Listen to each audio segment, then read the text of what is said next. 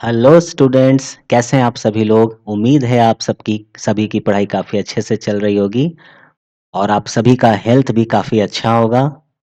Last video में हम लोगों ने 40 एमसीक्यूज रिसर्च एप्टीट्यूड के कर लिए थे और अब इस वीडियो में यानी पार्ट 3 में हम लोग अगले 20 क्वेश्चन को करेंगे जो कि मोस्ट इम्पॉर्टेंट क्वेश्चंस होगा।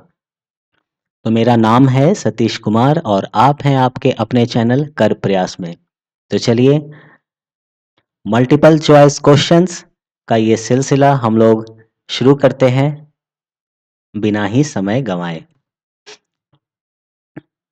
तो आज का जो पहला क्वेश्चन है या फिर इस पूरे सीरीज का जो 40th क्वेश्चन है, 41th क्वेश्चन है यानी 41वां क्वेश्चन है, वो क्या है? Which one is called non probability sampling. मतलब इनमें से किसे हम लोग नॉन प्रोबेबिलिटी सैम्पलिंग कहते हैं। ठीक है, ये जो है हम लोगों ने पढ़ा है वीडियो 8 में यानी लेक्चर नंबर 8 में, जहाँ पर हम लोगों ने डिफरेंट टाइप्स ऑफ सैम्पलिंग को जाना था और किस तरह से हम लोग सैंपल डिज़ाइन करते हैं उसके बारे में हम लोगों ने डिटेल में उसे सीखा था। तो इनमें से कौन सा जो है which one is called non probability sampling, जो नॉन प्रोबेबिलिटी सैम्पलिंग होगा। तो देखिए क्लस्टर सैम्पलिंग जो होता है वो प्रोबेबिलिटी सैम्पलिंग होता है। कोटा सैम्पलिंग ये नॉन प्रोबेबिलिटी सैम्पलिंग कहलाता है। सिस्टमैटिक सैम्पलिंग में भी हमारा प्रोबेबिलिटी सैम्पलिंग यूज़ करेंगे। स्ट्रैटिफाइड रैंडम सैम्पलिंग में भी हम लोग प्रोबेबिलिटी सैम्पलिंग यूज़ करेंगे। तो नॉन प्रोबेबिलिटी सैम्पलिंग कौन सा हो गया? ये हमारा B, that is quota sampling. तो कोटा सैम्पलिंग जो है वो हमारा नॉन प्रोबेबिलिटी सैम्पलिंग होगा। बढ़ते हैं नेक्स्ट क्वेश्चन की तरफ। नेक्स्ट क्वेश्चन है formulation of hypothesis may not be required इन, यानी कि जो भी हम लोग हाइपोथेसिस का फॉर्मुलेशन करते हैं वो किस में रिक्वायर्ड नहीं है ना। जनरली जो भी रिसर्च हम लोग करते हैं उसमें हम लोग हाइपोथेसिस फॉर्म करते हैं, ठीक है। नल हाइपोथेसिस हो या टेस्ट हाइपोथेसिस हो, वो चीज़ हम लोग लेकर के चलते हैं। लेकिन इनमें से किस में हाइपोथेसिस का फॉर्मुलेशन रिक्वायर्ड नहीं है ना। तो देखिए सर्वे मेथड में हम लोगों का हाइपोथेसिस का रिक्वायरमेंट तो होता है ना। एक्सपेरिमेंटल स्टडीज में तो बिल्कुल होता है, लगना ही लगना है, इसमें हाइपोथेसिस के बिना काम चलेगा नहीं। नॉर्मेटिव स्टडी में भी होता है, यानी जिसमें नहीं होता है may not be required in historical studies. तो आंसर है क्या? B, this is historical studies. और ये जो था हम लोगों ने सिक्स्थ वीडियो हम लोगों का था वर्किंग हाइपोथेसिस डेवलपमेंट, है ना। तो हाइपोथेसिस डेवलपमेंट में हम लोगों ने काफ़ी डिटेल में इस चीज़ को जाना था, समझा था। और कुछ पार्ट जो है वो हम लोगों का सेकंड वीडियो में भी कवर हुआ था, that is types of research. उसमें भी हम लोगों ने कुछ हाइपोथेसिस के बारे में देखा था, लेकिन मोस्टली जो भी था वो सिक्स्थ वीडियो में हम लोगों ने इसे कवर किया था। बढ़ते हैं नेक्स्ट क्वेश्चन की तरफ। नेक्स्ट क्वेश्चन क्या है कि field work based research is classified as, मतलब कि कौन सा ऐसा रिसर्च है इनमें से जिसमें फील्ड वर्क बेस्ड रिसर्च होता है, ठीक है। अब आप देखो कि एक्सपेरिमेंटल रिसर्च जो होता है ये तो फील्ड वर्क रिसर्च नहीं होता, है ना। यहाँ हम लोग तो लैब में बैठ करके वर्क करते हैं, एक्सपेरिमेंट वगैरह सारा, ठीक है। हिस्टोरिकल में भी फील्ड वर्क बेस्ड रिसर्च ये नहीं ही होगा और बायोग्राफिकल जो है इसमें भी नहीं होगा। यानी field work based research is classified as क्या? Empirical research. यानी empirical research is field work based research. Clear? और ये जो था, जो भी हम लोगों ने इसे वीडियो नंबर 2 में जो है वो स्टडी किया था, ठीक है। वीडियो नंबर 2 क्या था? टाइप्स ऑफ रिसर्च या क्लासिफिकेशन ऑफ रिसर्च, है ना। उसमें डिफरेंट टाइप्स ऑफ रिसर्च के बारे में हम लोगों ने देखा था काफ़ी डिटेल में। जो भी क्लासिफिकेशन है, classification 1, classification 2 and research classification 3, है ना। इसके अंदर में जितने भी तरह के रिसर्च आते हैं, जिस भी तरह से हम लोग इसको क्लासिफाई करते हैं रिसर्च को, वो सारा कुछ हम लोगों ने इस वीडियो में स्टडी किया था। तो अगर आपने इस वीडियो को नहीं देखा है तो मिस बिल्कुल मत करिएगा, जा करके ज़रूर देखिएगा। हम लोग बढ़ते हैं अपने नेक्स्ट क्वेश्चन की तरफ। अब नेक्स्ट जो क्वेश्चन है ये होता है question number 44। Which of the following sampling method, है ना, which of the following sampling method is appropriate to study the prevalence of AIDS amongst male and female in India in 1976, 86, 96 and 2006। ठीक है, तो यहाँ पर कुछ ईयर्स दिए हुए हैं और इसमें कहा जा रहा है कि मेल और फीमेल में एड्स प्रेवलेंस को अगर स्टडी करना है, तो हम लोग कौन-सा सैंपलिंग मेथड को यूज़ करेंगे या कौन-सा सैंपलिंग मेथड जो है वो हम लोगों का एप्रोप्रिएट हो जाएगा। तो ये जो सैंपलिंग मेथड था ये हम लोगों ने 6th वीडियो या लेक्चर 6 जो है उसमें हम लोगों ने इसको काफ़ी डिटेल में स्टडी किया था। तो ये जो सैंपलिंग मेथड है यहाँ पर, ये हम लोगों का स्ट्रैटिफाइड रैंडम सैंपलिंग जो है ना, ये हम लोग यूज़ करते हैं। ठीक है, स्ट्रैटिफाइड रैंडम सैंपलिंग। क्लियर है? बढ़ते हैं नेक्स्ट क्वेश्चन की तरफ, क्वेश्चन नंबर 45। ये क्या कह रहा है कि द रिसर्च इज ऑलवेज, आप वीडियो नंबर 1 यानी लेक्चर 1 को अगर आप देखेंगे या इन जनरल आप अगर रिसर्च को समझ रहे हैं तो इस क्वेश्चन का आंसर आप कर लेंगे। तो द रिसर्च इज ऑलवेज, हमेशा क्या होता है, वेरीफाइंग द ओल्ड नॉलेज। जी बिल्कुल सही बात है, ओल्ड नॉलेज जो है उसको वेरीफाई करने में रिसर्च काम आता है। एक्सप्लोरिंग न्यू नॉलेज, बिल्कुल सही बात है, जो भी रिसर्च है वो उसमें हम लोगों को कुछ नए नॉलेज भी मिलते हैं, हम लोग एक्सप्लोर करते हैं। Filling the gap, very important, between the knowledge, उसको हम लोग कहते हैं रिसर्च गैप। तो जो भी रिसर्च गैप है हम लोग उसको फिल करते हैं रिसर्च करके, ये भी बात सही है। यानी इसका जो आंसर हो जाएगा वो हो जाएगा D, that is all of these. Clear? बढ़ते हैं नेक्स्ट क्वेश्चन, और नेक्स्ट क्वेश्चन नंबर 46 है।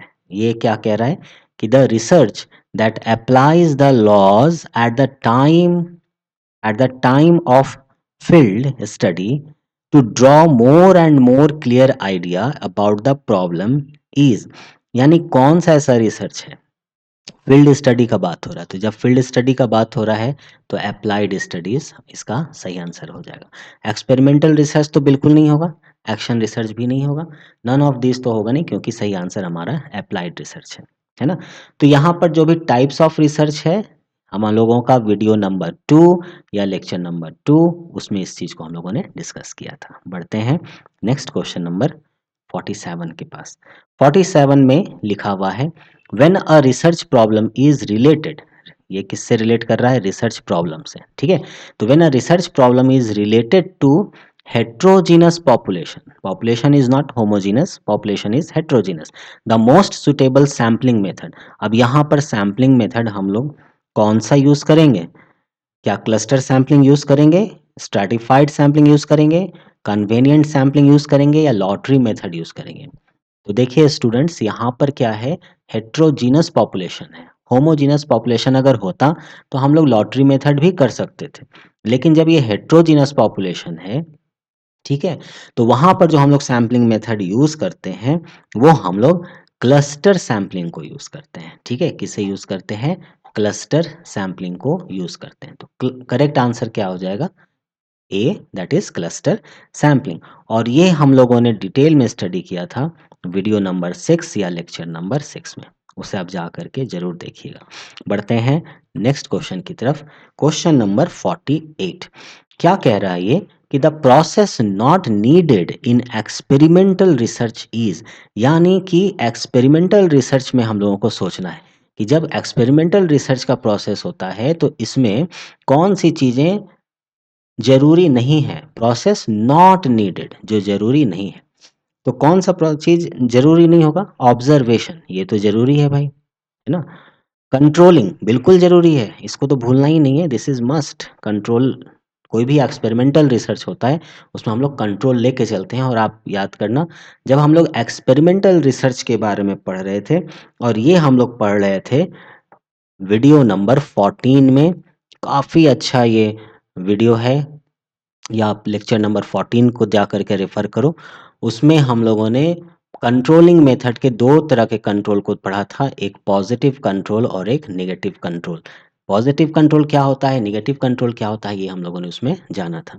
तो एक्सपेरिमेंटल मेथड में कंट्रोलिंग तो होना ही होना है and reference collection this is also required. तो क्या नहीं है, manipulation and replication is not needed in experimental research. Clear? तो सही आंसर हो जाएगा B.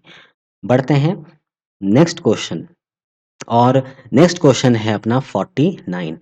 Research problem is not feasible only when, है ना, research problem is not feasible, feasible नहीं होता है only when it is researchable. भाई when it is researchable then it is feasible, ठीक है, तो ये तो नहीं होगा। Only when it is new and add something to knowledge, तो भाई ये भी फिजिबल हो जाएगा। यहाँ तो नॉट फिजिबल पूछा है, यानी ये भी आंसर नहीं होगा। Only when it consist of independent and dependent variable, अगर ये सिर्फ इंडिपेंडेंट और डिपेंडेंट वेरिएबल होगा तब ये फिजिबल नहीं होगा, हो सकता है, ठीक है, आगे देखते हैं। It has only when it has utility and relevance, इसका मतलब सही आंसर हमारा सी है, ठीक है। तो अ research problem is not feasible only when it consist of independent and dependent variables, ठीक है। और ये जो था वो हम लोगों ने लेक्चर नंबर या वीडियो नंबर 4 में इसको स्टडी किया था, फॉर्मुलेटिंग रिसर्च प्रॉब्लम। वो अ, उस वीडियो में हम लोगों ने इसके बारे में स्टडी किया है, ठीक है। तो बढ़ते हैं नेक्स्ट क्वेश्चन की तरफ, और नेक्स्ट जो क्वेश्चन है वो है हम लोगों का नल हाइपोथेसिस। ओके, तो 50th क्वेश्चन कह रहा है to test null hypothesis, null hypothesis is H naught, है ना। A researcher uses, null hypothesis को अगर टेस्ट करना होगा तो क्या यूज करेंगे, टी टेस्ट को, अनोवा को, काई स्क्वायर, दैट इज यहाँ एक्स लिखा हुआ है, दिस इज काई स्क्वायर, और फैक्टोरियल एनालिसिस। एनोवा का फुल फॉर्म होता है एनालिसिस ऑफ वेरिएंस, ठीक है, this is analysis of variance. तो हम लोग नल हाइपोथेसिस को जब टेस्ट करते हैं तो एनोवा को ही यूज करते हैं, ये बिल्कुल दिमाग में रख लेना है, ठीक है। और ये हम लोगों ने थोड़ा पढ़ा था वीडियो नंबर 6 में, और डिटेल में पढ़ा है वीडियो नंबर 11 में। तो आप वीडियो नंबर 11 को या लेक्चर नंबर 11 को रेफर जरूर करिए। यहाँ पर हम लोगों ने हाइपोथेसिस टेस्टिंग, ठीक है, ये वीडियो था हम लोगों का हाइपोथेसिस टेस्टिंग, और वहाँ पर हम लोगों ने डिफरेंट मेथड के थोड़े थोड़े सुपरफिशियल वे में हम लोगों ने इस मेथड के बारे में समझा था, जाना था, ठीक है। तो वहाँ पर आप इसको देख सकते हैं। नेक्स्ट बढ़ते हैं, नेक्स्ट क्वेश्चन नंबर 51, ये कह रहा है अ research problem is feasible only when, ऐसा क्वेश्चन एक पहले भी आया था ना, इज फिजिबल, अच्छा वहां पर था इज नॉट फिजिबल, ठीक है। अब यहाँ पर है research problem is feasible only when, यानी फिजिबल कब होगा, it has utility and relevance, तभी क्या ये फिजिबल होगा, इट इज रिसर्चेबल, तभी ये फिजिबल होगा, it is new and add something to knowledge, feasible होगा, बिल्कुल होगा, रिसर्चेबल होगा, फिजिबल होगा, बिल्कुल होगा, ठीक है। तो इसका मतलब हो गया ऑल द अबव, ठीक है। यानी रिसर्च प्रॉब्लम फिजिबल होता है कब, जब इसके पास it has utility, it has relevance, है ना, इट इज रिसर्चेबल, प्रॉब्लम आपका अगर रिसर्चेबल है तो फिजिबल है, प्रॉब्लम अगर नया है and add something to knowledge तो भी ये फिजिबल है, ठीक है। तो इन सभी चीजों में ये फिजिबल होता है, इसलिए आंसर हो जाएगा ऑल द अबव। इसको हम लोगों ने पढ़ा था वीडियो नंबर 4 में या लेक्चर नंबर 4 में, तो आप फोर्थ वीडियो को जा करके या फोर्थ लेक्चर जो है उसको जा करके आप रेफर कर सकते हैं, फॉर्मुलेटिंग प्रॉब्लम करके वो है, ठीक है। बढ़ते हैं नेक्स्ट क्वेश्चन की तरफ। नेक्स्ट क्वेश्चन है 52, bibliography given in a research report, research report में जब हम लोग बिब्लियोग्राफी देते हैं तो shows vast knowledge of the researcher, helps those interested in further research, has no relevance to research, all the above. अब देखो has no relevance to research ये तो भाई नहीं होगा, क्योंकि जब हम लोग बिब्लियोग्राफी ऐड करते हैं, रेफरेंसेस ऐड करते हैं, तो वहाँ पर इसका यूज़ तो है, ये रिलेवेंट है तभी हम लोग यूज़ कर रहे हैं उसको। इस कारण से ऑल द अबव भी नहीं हो जाएगा। इसका मतलब अभी इन दोनों में ही कोई आंसर होने वाला है। तो देखो helps those interested in further research, जो फर्दर रिसर्च करना चाहता है उसके लिए हेल्पफुल है ये, तो ऐसा नहीं होता, ठीक है? यानी ये भी आंसर हमारा नहीं होगा। तो सही क्या होगा? ये shows vast knowledge of the researcher, क्योंकि रिसर्चर ने जितने भी पेपर पढ़े होंगे, रिसर्च पेपर या जो भी बुक रेफ़र किया होगा, है ना? उन सबको वो रेफ़रेंस में डालेगा। तो जितना ज़्यादा रेफ़रेंस होगा इट मीन्स उस रिसर्चर ने उतना पढ़ा है, यानी बोल सकते हैं कि उसका उतना नॉलेज है। यानी करेक्ट आंसर हम लोगों का क्या हो जाएगा? ए। और ये अगर आपको जानना है तो वीडियो नंबर 25 आप रेफर करिएगा, थेसिस राइटिंग का वो जो लेक्चर नंबर 25 है, वहाँ पर हम लोगों ने इसे डिस्कस किया था। बढ़ते हैं नेक्स्ट क्वेश्चन की तरफ। नेक्स्ट क्वेश्चन है 53, फंडामेंटल रिसर्च। अब ये फंडामेंटल रिसर्च से रिलेटेड है। Fundamental research reflects the ability to, जो फंडामेंटल रिसर्च होता है वो रिफ्लेक्ट करता है ability to synthesize new ideals, है नहीं, एक्सपाउंड न्यू प्रिंसिपल्स, बिल्कुल हो सकता है ये, क्योंकि जो फंडामेंटल रिसर्च होते हैं उनमें से कुछ नए प्रिंसिपल्स या नए थ्योरीज ये सब बनते हैं, है ना? Evaluate the existing material concerning research, study the existing literature regarding various topics, नहीं। तो हम लोगों का सही आंसर क्या हो जाएगा स्टूडेंट्स? सही आंसर हो जाएगा B, that is expound new principles. ठीक है, वीडियो नंबर 2 को आप लोग रेफर कर सकते हैं, लेक्चर नंबर 2 को आप लोग रेफर कर सकते हैं। नेक्स्ट क्वेश्चन है question number 54, the study in which the investigators attempt to trace an effect is known as. क्या लिखा है कि the study in which the investigator, जो भी इन्वेस्टिगेटर है या रिसर्चर है, वो अटेम्प्ट करता है टू ट्रेस एन इफेक्ट, किसी इफेक्ट को ट्रेस करने का वो अटेम्प्ट करता है, उस चीज को हम लोग क्या कहते हैं? क्या ये एक्स पोस्ट फैक्टो रिसर्च कहलाता है? क्या ये एक्स पोस्ट फैक्टो रिसर्च कहलाता है? याद करो, आपने अगर वीडियो नंबर 2 देखा है या लेक्चर नंबर 2 जो देखा है, उसमें हम लोगों ने क्लासिफिकेशन, जो थर्ड क्लासिफिकेशन था, है ना, थर्ड क्लासिफिकेशन ऑफ रिसर्च, इसके अंदर में हम लोगों ने एक्स पोस्ट फैक्टो रिसर्च के बारे में पढ़ा था, और वहाँ पर ये मेंशन है कि the study in which the investigator attempt to trace an effect that is known as ex post facto research. बढ़ते हैं नेक्स्ट क्वेश्चन की तरफ। नेक्स्ट क्वेश्चन है हम लोगों का 55, the generalized conclusion on the basis of a sample is technically known as। क्या कह रहा है? generalized conclusion, है ना, generalized conclusion on the basis of a sample, किसी सैंपल के बेसिस में जब generalized conclusion निकालते हैं तो टेक्निकली हम लोग इस चीज को क्या कहते हैं? क्या डेटा एनालिसिस एंड इंटरप्रिटेशन कहते हैं? बिल्कुल कहते हैं, पर इसी को आंसर लगा देना उचित नहीं है, आगे भी देख लेते हैं, क्योंकि ऑल द अबव भी दिया है। पैरामीटर इन्फेरेंस कहते हैं, स्टैटिस्टिकल इन्फेरेंस कहते हैं स्टैटिस्टिकल इन्फेरेंस भी कहते हैं, यानी ये भी हो जाना चाहिए। सो हम लोगों का जो आंसर है वो क्या हो जाएगा? All the above. तो देखिए स्टूडेंट्स, क्या है कि एमसीक्यू के केस में ये आंसर तो मुझे लग रहा था कि ये होगा ही होगा, और ये आंसर भी लग रहा था कि होगा ही होगा, पर इसमें थोड़ा सा डाउट था, ठीक है। लेकिन जब 2 आंसर सही हो गया और यहाँ ऑल द अबव दिया है, इसका मतलब ये आंसर ही सही हो जाएगा, ठीक है। तो ये भी ट्रिक होता है इस तरह से एमसीक्यू सॉल्व करने का, है ना। तो जनरलाइज्ड कंक्लूजन का ये जो क्वेश्चन है, ये हम लोगों ने वीडियो नंबर 12 में या लेक्चर नंबर 12 जो है उसमें हम लोगों ने इस चीज़ को पढ़ा था, और वो था जनरलाइजेशन एंड इंटरप्रिटेशन, ठीक है, ऑफ डेटा, ठीक है। उसमें हम लोगों ने इस चीज़ को स्टडी किया था। इस वीडियो को अगर आपने नहीं देखा है तो आप ज़रूर ज़रूर जा कर के इसे देखिएगा, और इस चैनल को अगर आपने सब्सक्राइब नहीं किया है तो ज़रूर सब्सक्राइब करिएगा, ठीक है। बढ़ते हैं नेक्स्ट क्वेश्चन की तरफ। अगला जो क्वेश्चन है वो है 56।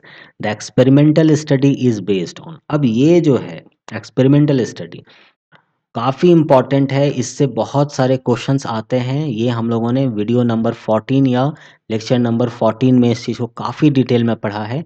एक्सपेरिमेंटल रिसर्च ये मेथड ऑफ रिसर्च के अंदर में आता है। तो experimental study is based on, किस पर बेस्ड होता है? Manipulation of variables? कभी नहीं।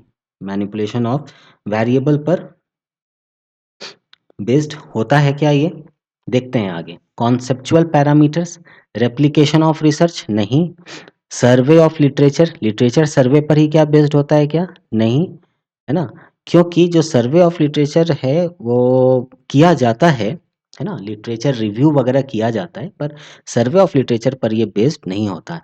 तो एक्सपेरिमेंटल स्टडी का बात हो रहा है, ये किस पर बेस्ड है? तो दो ऑप्शन तो देखो हमारा हट गया, बच गया दो। इन दोनों में हम लोगों को डाउट है क्या? फिर से एक बार देखते हैं। द मैनिपुलेशन ऑफ वेरिएबल्स, जो भी वेरिएबल है इसका मैनिपुलेशन हम लोग करते हैं, ठीक है। और कॉन्सेप्चुअल पैरामीटर्स, जो भी कॉन्सेप्चुअल पैरामीटर्स हैं क्या उस पर बेस्ड है ये? तो कॉन्सेप्ट्स यानी कॉन्सेप्चुअल, तो ये भी नहीं होगा। मैनिपुलेशन ऑफ वेरिएबल्स, इसमें थोड़ा सा मुझे डाउट लग रहा है, क्योंकि मैनिपुलेशन तो हम लोग नहीं करते हैं। तो experimental study is based on, ठीक है, मैनिपुलेशन ऑफ वेरिएबल्स ही इसका आंसर होगा। क्योंकि जब भी हम लोग कोई एक्सपेरिमेंट करते हैं, कोई भी हम लोग एक्सपेरिमेंट कंडक्ट करते हैं, तो उस एक्सपेरिमेंट को जब हम लोग कंडक्ट कर रहे हैं, वेरिएबल वहाँ पर जो होता है, उस वेरिएबल के वैल्यूज़ को, है ना, हम लोग क्या करते हैं, अ, उसके वैल्यूज़ को हम लोग चेंज करते हैं। चेंज करके देखते हैं कि सपोज़ एक्स वैल्यू, या मान लो कि कंसंट्रेशन को ले लेते हैं, ठीक है। तो 2 mg पर ml पर क्या इफ़ेक्ट दे रहा था, 3 mg पर ml पर क्या इफ़ेक्ट दे रहा है, या बढ़ाते-बढ़ाते 5 mg पर ml, देन 10 mg पर ml पर किसी ड्रग का क्या इफ़ेक्ट हो रहा है ना? तो हम लोग क्या कर रहे हैं कि इस वेरिएबल को चेंज कर रहे हैं, कंसंट्रेशन को चेंज कर रहे हैं, ठीक है? या ये भी हो सकता है कि 2 mg पर ml के ही कंसंट्रेशन को हम लोग लिए और 30 सेकंड के लिए चेक किए, फिर 1 मिनट के लिए चेक किए, फिर 1 मिनट 30 सेकंड के लिए चेक किए, है ना? इसका मतलब 60 सेकंड के लिए चेक किए, है ना? 90 सेकंड के लिए चेक किए एंड सो ऑन। हम लोग टाइम को वैरी करके देख रहे हैं इसी पर्टिकुलर कंसंट्रेशन पर। तो हम लोग क्या कर रहे हैं, वैरी कर ही रहे हैं। दूसरा, इस कंसंट्रेशन को मैनिपुलेट भी कर रहे हैं अपने अकॉर्डिंगली। तो एक्सपेरिमेंटल स्टडी जो है is based on manipulation of variable, ये हो जाएगा, ठीक है। तो स्टूडेंट्स ऐसा है कि इसके पहले जो हम लोगों ने क्वेश्चन नंबर 48 किया था, ठीक है, हम लोग जरा उसमें बढ़ते हैं। उस क्वेश्चन नंबर 48 में हम लोग आते हैं। वहां पर जो क्वेश्चन था, वहां पर भी कुछ इस तरह का ही क्वेश्चन था, है ना। आते हैं एक्सपेरिमेंटल रिसर्च का। ये the process not needed in experimental research is, तो कौन सा प्रोसेस जो है जो एक्सपेरिमेंटल रिसर्च में ज़रूरत नहीं होता, है ना? तो वो अगर हम लोग देखें तो मैनिपुलेशन एंड रेप्लिकेशन का तो ज़रूरत पड़ता ही है। ऑब्जर्वेशन भी हम लोग करेंगे, कंट्रोलिंग का भी ज़रूरत पड़ेगा, ठीक है? तो ज़रूरत किसका नहीं होता है? The process not needed in experimental research is reference collection का। क्योंकि रेफरेंस कलेक्शन जो है, ये क्या होता है कि हम लोग किसी भी एक्सपेरिमेंटल रिसर्च को जब कंडक्ट करते हैं और इसमें हम लोग रेफरेंस को कलेक्ट करते हैं, ठीक है, तो ये रेफरेंस जो है कलेक्ट करते हैं, ठीक है, नो डाउट किया जाता है, लेकिन ये हमारा रिसर्च के कोर प्रोसेस पे, है ना, रिसर्च का जो कोर प्रोसेस होता है, प्रोसेस, उसका ये हिस्सा नहीं होता। ठीक है? रिसर्च के कोर प्रोसेस का ये हिस्सा नहीं होता। तो भाई ये क्या होता है? हम लोग अपने नॉलेज को एनहांस करने के लिए, अपने आइडियाज़ को बनाने के लिए या रिसर्च गैप को ढूँढने के लिए रेफ़रेंस को कलेक्ट करते हैं, ठीक है? यानी कि रेफ़रेंस कलेक्शन जो है वो कोर प्रोसेस का हिस्सा नहीं होता, बल्कि हम लोग कह सकते हैं कि जो बैकग्राउंड प्रोसेस है ना? या बैकग्राउंड जो रिसर्च प्रोसेस उसका हिस्सा होता है ना? यानी बैकग्राउंड में हम लोग बहुत सारे रिसर्च पेपर को एक रिसर्चर पढ़ते हैं, है ना? पढ़ता है और उससे वो जो भी रेफ़रेंस कलेक्ट करता है, जो भी आइडिया कलेक्ट करता है, वो तो बैकग्राउंड में चल रहा होता है। कोर प्रोसेस में क्या हो रहा है, जो उसने ऑब्ज़र्वेशन किया या जो कंट्रोल उसने लगाया या जो भी वेरिएबल्स को उसने चेंज किया, है ना? उसमें जो भी मैनिपुलेशन किया या एक्सपेरिमेंट का रेप्लिकेशन लगता है, ठीक है? जैसे एक बार मान लो आपने कोई एक्सपेरिमेंट किया, तो क्या वो सही हो गया? नहीं, उसको फिर से एक बार लगाओ। हुँ? कुछ दिन के बाद फिर से उसको एक्सपेरिमेंट को परफ़ॉर्म करो। तो हो सकता है कि वो रिज़ल्ट सेम आए, हो सकता है कि उसमें कुछ चेंज आए, है ना? तो फिर से कुछ दिन के बाद उसको परफ़ॉर्म करो या हो सकता है फिर से एक बार परफ़ॉर्म हो मतलब 2-3 बार जो है उसी पर्टिकुलर एक्सपेरिमेंट को जब हम लोग रिपीट करते हैं, तो रिपिटिशन को ही हम लोग रेप्लिकेशन कहते हैं, ठीक है? तो बोलते हैं कितनी बार इसको रिपीट किया है आपने? तो हमने कहा कि भाई सर हमने तो एक बार ही एक्सपेरिमेंट किया है। तो एक बार एक्सपेरिमेंट आपने किया और आपको लगता है कि ये सही हो जाएगा? बिल्कुल नहीं। आप जाओ दूसरी बार फिर से इसको एक्सपेरिमेंट को लगाओ, फिर से आप इसको एक्सपेरिमेंट करो। तो लैब में फिर से एक्सपेरिमेंट किया जाता है और देखा जाता है कि जो डेटा हमारा आया था वैसा ही आया है या उसमें कुछ वेरिएशन आया है। अगर सेम आ गया है तो वेल एंड गुड, फिर से आप एक बार लगा के कंफर्म हो लीजिए और उसको आप यहाँ पर लिख दीजिए कि जो भी आपने एक्सपेरिमेंट लगाया है, आपने 2 बार 3 बार रेप्लिकेट उसको किया है। तो रेप्लिकेशन और मैनिपुलेशन एक्सपेरिमेंटल रिसर्च का एक हिस्सा होता है ना? लेकिन प्रोसेस जो ज़रूरत नहीं है, ठीक है? ऐसा नहीं कि रेफ़रेंस कलेक्शन की आवश्यकता नहीं है, आवश्यकता है, लेकिन ये कोर प्रोसेस का हिस्सा नहीं होता, ये बैकग्राउंड रिसर्च प्रोसेस का हिस्सा होता है और इसलिए इस जगह पर जो सही आंसर हो जाएगा वो हमारा डी हो जाएगा, ठीक है? तो I am really very sorry इसके पहले जो है हम लोगों ने बी आंसर किया था, लेकिन ये जो क्वेश्चन था, है ना? अ, आपका क्वेश्चन नंबर 56 यहाँ पर था, ये वाला। इसमें जब हम लोगों ने देखा experimental study is based on तो बेस्ड ऑन इससे ये चीज़ क्लियर हो गया कि एक्सपेरिमेंटल स्टडी जो होता है या एक्सपेरिमेंटल रिसर्च जो होता है, वो उसमें मैनिपुलेशन ऑफ वेरिएबल्स हम लोग करते हैं, ठीक है? और रिपिटिशन ऑफ एक्सपेरिमेंट भी वहाँ पर किया जाता है, यानी रेप्लिकेशन भी किया जाता है। तो देखो रेप्लिकेशन ऑफ रिसर्च भी दिया हुआ है, ठीक है? तो ये भी हो सकता है क्योंकि एक्सपेरिमेंटल स्टडी में रेप्लिकेशन भी होगा। सर्वे ऑफ लिटरेचर ये भी होता है, ठीक है?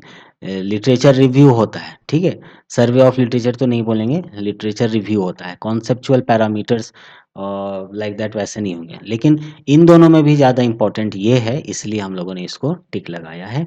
इसको हम लोगों ने सही किया है, ठीक है? तो चलिए आगे बढ़ते हैं। नेक्स्ट क्वेश्चन नंबर ये है हम लोगों का 57 है ना? क्या है question? The main characteristics of scientific research is कोई भी साइंटिफिक रिसर्च का जो मेन कैरेक्टरिस्टिक है ये क्या है? ये हम लोगों ने लेक्चर नंबर 1 में इसको कवर किया है ना? Meaning, characteristic, aim and objective of research, ठीक है? उस लेक्चर नंबर 1 वीडियो नंबर 1 में इसको हम लोगों ने कवर किया है। तो मेन कैरेक्टरिस्टिक क्या है किसी भी रिसर्च का? तो एम्पिरिकल, थ्योरेटिकल, एक्सपेरिमेंटल तीनों ही होता है। कोई भी रिसर्च जो होता है एक्सपेरिमेंटल भी हो सकता है, थ्योरेटिकल भी हो सकता है क्योंकि रिसर्च साइंटिफिक रिसर्च के बारे में बात हो रहा है, कोई एक स्पेसिफिक रिसर्च के बारे में बात नहीं हो रहा है, ठीक है? तो साइंटिफिक रिसर्च यानी ब्रॉड वे में ये क्लासिफाई हो गया, तो इसमें हमारा एक्सपेरिमेंटल भी आता है, थ्योरेटिकल भी आता है, एम्पिरिकल भी आता है, इसलिए ऑल ऑफ दीज ये इसका आंसर हो जाएगा। बढ़ते हैं नेक्स्ट क्वेश्चन नंबर 58 की तरफ। 58 कह रहा है कि ऑथेंटिसिटी ऑफ अ रिसर्च, कोई भी रिसर्च कितना ऑथेंटिक है, ठीक है, यानी रिसर्च का जो भी फाइंडिंग है वो आपका कितना ऑथेंटिक है। हो सकता है ना आप किसी के पेपर से वो रिजल्ट चुरा लिए, उसको एज सच कॉपी पेस्ट कर दिए, तो वो आपका ऑथेंटिक नहीं होगा, है ना। तो कितना वो ऑथेंटिक है, इज इट्स, ये कैसे पता चलता है, इज इट्स ओरिजिनलिटी, बिल्कुल, अगर बिल्कुल ओरिजिनल रिसर्च हम लोग कर रहे हैं तो ये बिल्कुल ऑथेंटिक है। वैलिडिटी, बिल्कुल, objectivity, and all of this, so the correct answer is all of this. तो कोई भी रिसर्च फाइंडिंग जो है, ऑथेंटिसिटी उसका कैसे पता चलता है, तो ओरिजिनलिटी, वैलिडिटी या ऑब्जेक्टिविटी के द्वारा पता चलता है। वीडियो नंबर 18 या लेक्चर नंबर 18 इसमें हम लोगों ने डिस्कस किया है। नेक्स्ट बढ़ते हैं क्वेश्चन नंबर 59 की तरफ। क्वेश्चन नंबर 59 जो है वो है, which technique is generally followed when the population is finite. Population अगर इनफाइनाइट होगा तो हम लोग कुछ और भी टेक्निक यूज करेंगे, और यहाँ टेक्निक क्या है, हमारा सैम्पलिंग टेक्निक को यूज किया जा रहा है। और जो भी सैम्पलिंग टेक्निक है वो हम लोगों ने डिटरमाइनिंग सैम्पल डिजाइन, जो हम लोगों का वीडियो नंबर 8 था या लेक्चर नंबर 8 था, इसमें हम लोगों ने इसको कवर किया है, ठीक है। तो अगर पॉपुलेशन फाइनाइट होगा तो ऐसे केस में हम लोग कौन सा टेक्निक यूज करेंगे, क्या एरिया सैम्पलिंग टेक्निक यूज करेंगे, पर्पसिव सैम्पलिंग टेक्निक यूज करेंगे, सिस्टमैटिक सैम्पलिंग टेक्निक यूज करेंगे, या नन ऑफ द अबव। अब आप देखो कि अगर पॉपुलेशन बहुत ज़्यादा होता तो हम लोग एरिया सैम्पलिंग टेक्निक को यूज़ कर सकते थे, लेकिन जब पॉपुलेशन फाइनाइट है यानी लिमिटेड है, तब हम लोग क्या करेंगे, सिस्टमैटिक सैम्पलिंग टेक्निक को यूज़ करेंगे, ठीक है। तो हम लोगों का जो करेक्ट आंसर हो जाएगा वो क्या हो जाएगा, सिस्टमैटिक सैम्पलिंग टेक्निक। बढ़ते हैं नेक्स्ट क्वेश्चन नंबर, और नेक्स्ट क्वेश्चन नंबर है क्या, 60। Which of the following options are the main task of research in modern society. Modern society में which of the following options, ये जो ऑप्शन दिए हुए हैं उनमें से कौन सा जो है, are the main task of research, research का ये मेन टास्क है, मॉडर्न सोसाइटी के केस में पूछा जा रहा है, ठीक है। पहला है to keep pace with the advancement in knowledge, okay. Modern society है, सही बात है, तो कौन सा, which of the following option are the main task of research, research का मेन टास्क कौन सा होगा मॉडर्न सोसाइटी के केस में, to keep pace with the advancement in knowledge, जैसे जैसे एडवांसमेंट हो रहा है नॉलेज का वैसा वैसा हम लोग को भी अपना पेस रखना पड़ेगा, मतलब समझ अपने को रखना पड़ेगा, बात तो सही लगता है, ठीक है। उसके बाद क्या है, टू डिस्कवर न्यू थिंग्स, नए नए चीज़ों को डिस्कवर करने, मॉडर्न सोसाइटी में नई नई चीज़ तो आ ही रहे हैं ना, तो नई नई चीज़ तो डिस्कवर हो रहे हैं, तो ये भी एक टास्क हम लोगों के लिए तो इम्पोर्टेंट ही है रिसर्च का, तो ये भी हो सकता है कि होगा, यानी 1 और 2 तो बिल्कुल लग रहा है कि है।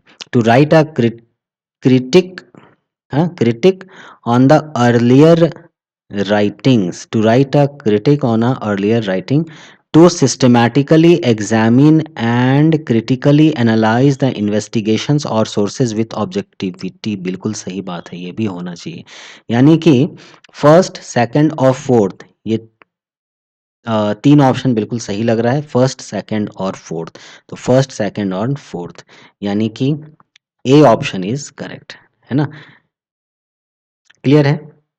अब ये जो चीज़ है, जब हम लोग रिसर्च एप्टीट्यूड के सारे वीडियोस को देखेंगे या रिसर्च एप्टीट्यूड को आपने कहीं से पढ़ा होगा, तो ये आपके लिए एक जनरल नॉलेज का क्वेश्चन हो जाएगा regarding the related to this research aptitude, है ना। रिसर्च एप्टीट्यूड के कॉन्टेक्स्ट में ये आपके लिए एक जनरल नॉलेज का क्वेश्चन हो जाएगा, ठीक है। तो अगर उस नॉलेज को आप यूज़ करते हो तो इस क्वेश्चन को आप सॉल्व कर पाओगे।